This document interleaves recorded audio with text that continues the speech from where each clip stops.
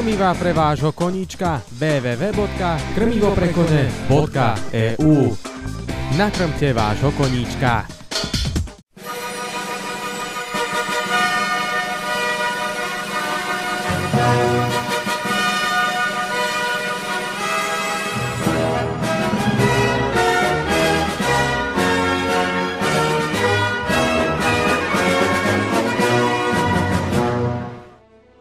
Majstrovstvá na ranči na Striebornom jazere pokračujú. Ráno to boli dobytkárske disciplíny, ktorým sa tiež venuje množstvo jazdcov. A teraz rýchlostná disciplína Barrel Race.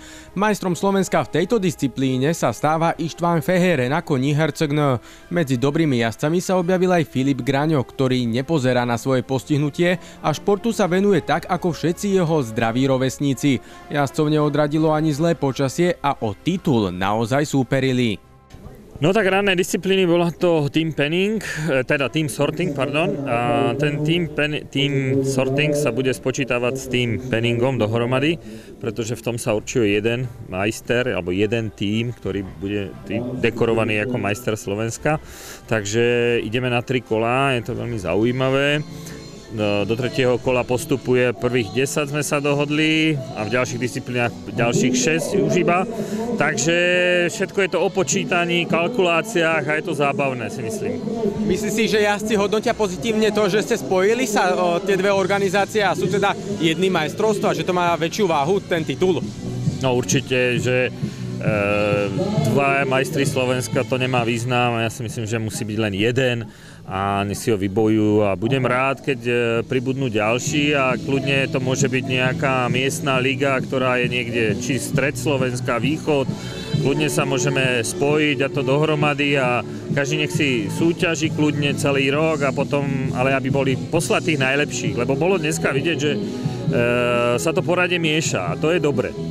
V rámci Savr sú to posledné teda preteky tento rok, ak sa nemýlim. Budú aj patrične završené dnes na Countrybale? No, tak završíme, keď vyhráme všetci, ale myslím si, že sa spoločne zabavíme, bo je to dobré. Tešíme sa na to. Po dohode zo Savr sa zorganizovali jedny majstrovstvá Slovenska vo všetkých odvetviach westernového športu. Práve dnes je prvý deň majstrovstiev Slovenska v pracovných a rýchlostných disciplínach a dohodli sme sa tak, že za každú asociáciu postupí 15 najlepších, či už triede mládež alebo Open a tak si môžu naozaj medzi sebou zmerať sily, aby vyhrali tí najlepší. Ako hodnotíš sezónu VHL tohto ročnú?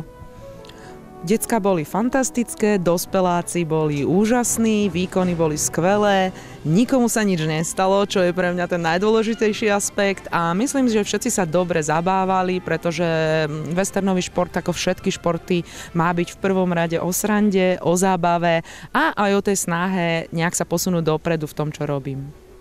Myslím si, že předvedli vše podle svých schopností a vždycky je co zlepšovat, jo? Takže já bych jim řekl, že nesmí usnout na vavřínech, jo? Protože ta konkurence každým rokem, každým závodem vzrůstá. Takže lidi, kteří ještě loni to byly neznámí tváře, dneska se účastní, bodujou a takhle to má být, je to moc pěkný. Veľmi dobre. Ako hodnotíte zatiaľ teda výkony jazdcov? Dobre. Páčilo sa mi to. No, ja som fandila Istvánu Feherovi a vyhral. Veľmi dobrý, som veľmi rád, že sa mi podarilo a ešte uvidíme zajtrajší deň. Trénovalo sa ťažko na to, aby si získal titul? A celý rok sme trénovali na to, pripravili sme na to, tak dúfam, že aj zajtra tak vyjde. No tak nakoľko to bola najpresvedčnejšia súťaž, najväčšia na Slovensku, tak sme tu mali možnosť vidieť dobrých jazdcov, dobré kone. A myslím si, áno, som skormutený, lebo som trénoval, ale zás ma utešuje to, že asi som sa troška pozabudol nad tým, že furt patrí medzi mladé kone, takže asi by som chcel volať čo preskočiť, ale asi to je ten šport a tým pádom to nejde. A čo plánuješ do budúcnosti, teda v rámci pretekov, pretože už teraz končia, čo bude budúci rok? Uvidíme, nechajte sa prekvapiť. Prezrať niečo? Nie. Nie. Tak ešte sama neviem. Opíš ešte teda koníka, na ktorom si vyhrala dnes? Tak na tom, na ktorom jazdím celú sezónu. Tak. Polo Kvoter, je to môj koník a spolu už sme 3 roky a tak.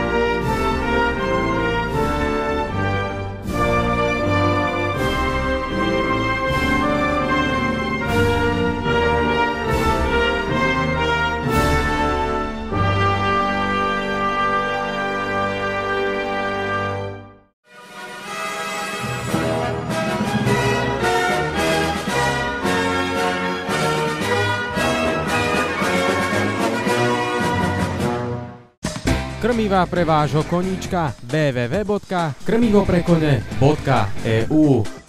Nakrmte vášho koníčka.